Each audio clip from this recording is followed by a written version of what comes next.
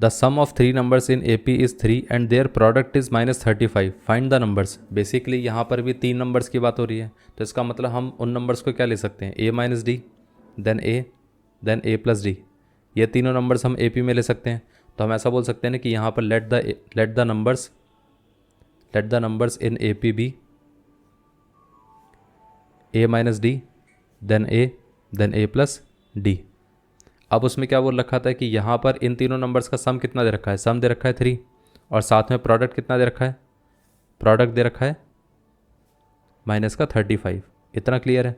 अब देखिए सबसे पहले हम सम वाले पार्ट को सॉल्व कर लेते हैं। तो सम अगर हम देखें तो a minus d plus a plus d is equal to कितना आएगा, ये आ जाएगा 3। अब d से d कैंसिल आउट हो जाएगा, तो यहाँ पर बचेगा क्या, a और a, तो यहाँ पर ये कितना आ जाएगा, 3 times of a is equal to कितना, 3 आ गया। 3 से 3 को कैंसिल आउट कर सकते हैं, तो यहाँ पर 1 बचेगा। तो मतलब a की वैल्यू कितनी आ गई, 1 आ गई। ये पार्ट क्लियर है। अब a अगर 1 आ गया तो यहाँ पर अब हम प्रोडक्ट की बात कर लेते हैं, वो कितना रहेगा। अब देखिए उसने कहा है product of the numbers is -35, तो मतलब a minus d into a plus d is equal to -35।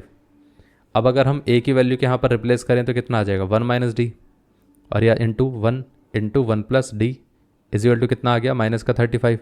अब देखिए अगर हम देखिए तो 1 minus d into 1 plus d कितना रहेगा, a minus b into a plus b वाला फॉर्मूला अप्लाई हो सकता है। तो ये आ जाएगा a square minus b square. अब 1 से मल्टीप्लाई करें या ना करें बात तो सेम ही है, मतलब 1 से मल्टीप्लाई करेंगे तो वही नंबर रहेगा। तो हमारे पास ये नंबर आ गया इज इक्वल टू -35। अब 35 को हम इधर ला सकते हैं और d को हम इधर ले जा सकते हैं। तो ये कितना आ जाएगा, ये आ जाएगा 1 + 35 इज इक्वल टू कितना आएगा, 1 + 35 इज इक्वल टू कितना आ गया, d square.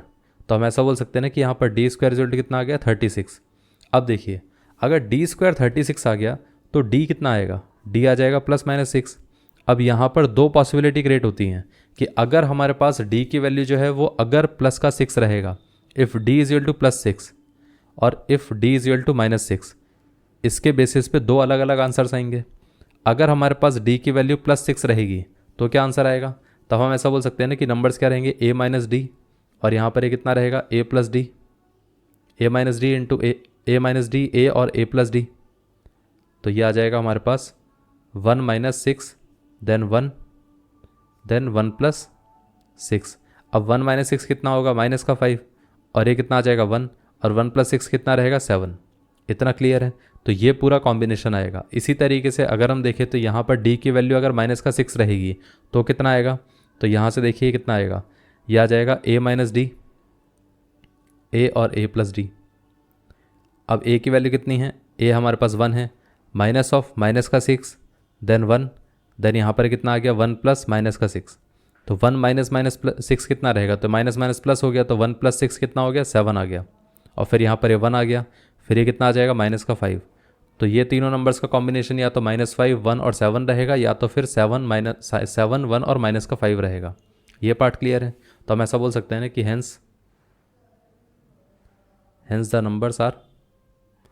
Numbers in APB -5, 1 and 7 और 7, 1 and -5। दैट्स इट, ये आंसर रहेगा।